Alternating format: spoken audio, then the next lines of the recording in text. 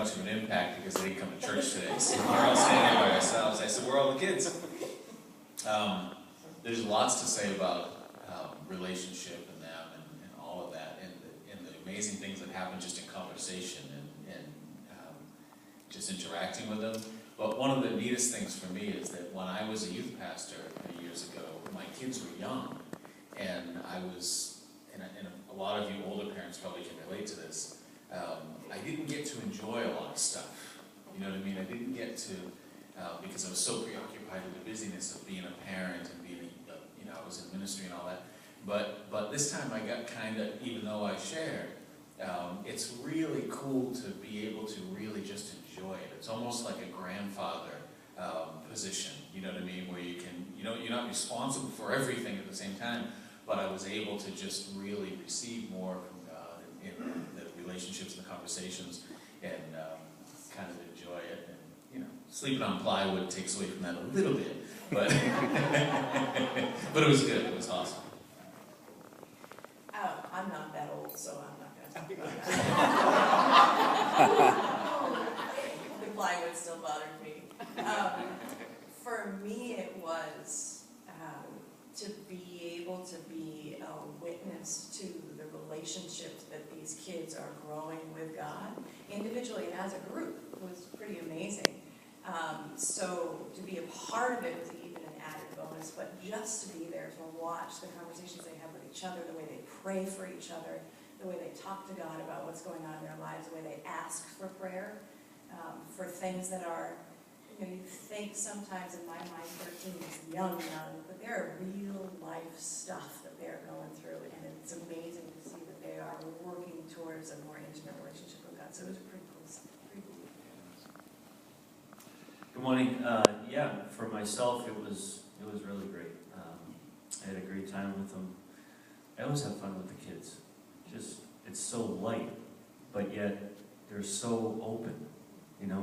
It's great. Just hanging out with all of them. Uniting them, and just keep pointing them back to Jesus. All these problems that they have, and it's just stuff that we may think is trivial, but it's a reality. It affects them. So I just think it was a great time. I've been to these retreats with 700 teens or 120, 150, and to be sitting in a room. Our retreat was actually, for me, it was relaxing compared to one where you just like run into the schedule. This was great because we were able to just come in and sit and wait for the Spirit to show up and just dwell in that, and there was no sense of a rushing, and the view of the lake was pretty easy to take. So it was Camp Maria, awesome. So Friday night, well, just to preface it a little bit, whenever you're going someplace and the Holy Spirit's really, you have that feeling stuff's going to happen, the enemy has his plans to kind of thwart that. We left here, and 15 minutes later, Skip's vehicle broke down, and we had to pull off in Hanover. We were right before Hanover, just like, dude, there's an Enterprise rent-a-car in Norwell, let's go. They got us back on the road within 10 minutes. It was just like our hearts were like praying, going, there is nothing that's going to stop us from getting to where we need to get to so that we can intersect these kids' lives this weekend. We got up there Friday night and had our little opening things that we do, but one of the things we said to the kids is, ask God what you would like this weekend. Do you want him to give you a dream, a picture, a vision? Do you want a verse? What is that? Because he's just waiting to hear from you. Can you do that?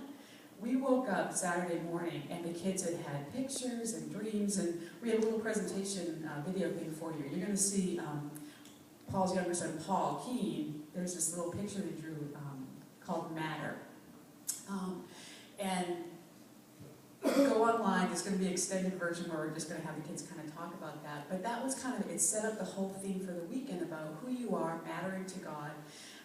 We had times where the kids were getting words for each other, and not words just like, God thinks you're cool, but words like, everybody would be in the room. Paul, what's it called? Is it called anything? Well, for the men here, if you've been to the men's retreat and you go up for like soaking prayer, and you don't know who you're praying for. And we've done this in the senior high, is we turn the chairs out so nobody can see each other. We close our eyes and we just wait. And we put one person in the middle, they don't know who that is, and we just start praying. It's really cool. That was probably the most powerful and impactful time, because kids had just, so we put somebody in the middle, and the words were coming like boom, boom, boom, and they were like, I see a dumpster, a blue dumpster. And the girl that was sitting in the middle was somebody, and it was just, okay, so what does that blue dumpster mean to you? Well, I think it's like you don't feel good about yourself. You feel like you're trash. And then the next one was God coming and putting his fingers and touching her forehead. And another one of, I see another kid in the middle, I see a star that's half lit. And I feel like another kid says, God says it doesn't matter what other people think, it only matters what I think. And then the one that just kind of got me was, one of our girls had been asking, God that weekend, show me that you're real, show me that I matter. And, you're privately doing this. So we went out, tapped this young lady on my shoulder. She got up, sat in the middle chair. Get through this. She sits down, and the first word that comes out is, you're worth it. Well, the Spirit was just so heavy and present. In the midst of God moving and speaking to them in their lives, there was time of team building, of getting together, supporting and encouraging. We have our annual Gaga. You'll see what Gaga is like a little ball thing there. And in the midst of the whole entire weekend, it was connecting with each other and connecting with God.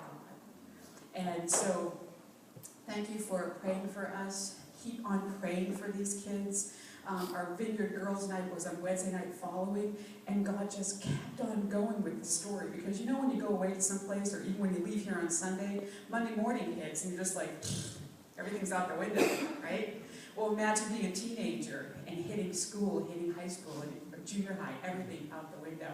And having a place here where they can come and talk and connect with people, and awesome, leaders that are here to say, keep it going, you matter, God matters in your life. And our whole theme, for the weekend tying it up was remember who you are and who you serve. And if you keep God right there, and if you keep connecting with him in worship, in prayer, in your reading, in your people that you're seeking after, nothing can come in to separate you. Nothing can be there. The fear that you have of all those things that are challenging you in your life, kiss them goodbye. Just get right there with God. So David, or Deb, if we can do a little presentation.